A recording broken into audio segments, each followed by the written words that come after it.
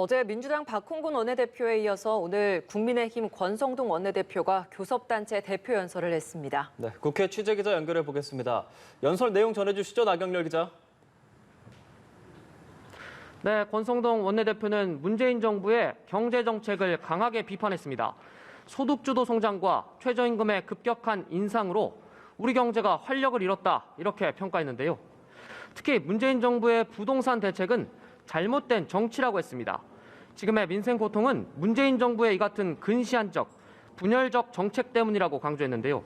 정부 여당은 국정 운영의 방향을 완전히 바꾸겠다고 했습니다. 국민의 밥상 물가부터 잡고 국회 정상화가 되면 유류세 인하폭 확대 법안 등 민생 현안부터 챙기겠다고 약속했습니다. 부동산 문제는 공공이 아니라 민간 주도로 풀어가겠다고도 밝혔습니다.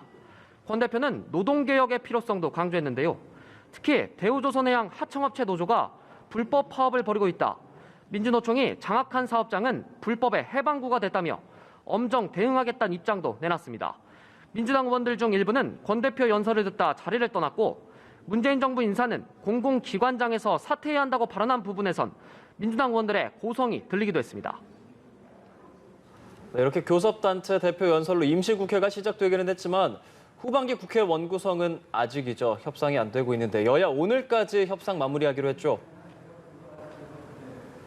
네, 그렇습니다. 여야가 협상을 마무리하기로 한 날 바로 오늘입니다.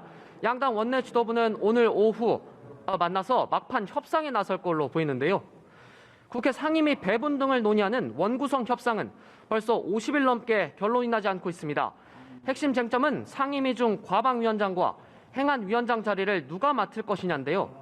국민의힘은 둘 중 하나를 선택하란 입장인 반면 민주당은 법사위원장을 양보했으니 두 개 상임위는 모두 가져와야 한다고 주장합니다.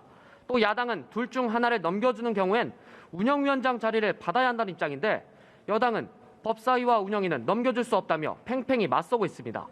양당은 이미 재헌절까지로 공언했던 원구성 협상 시한을 한번 어기고선 오늘까지 협상을 끝내겠다고 했는데요.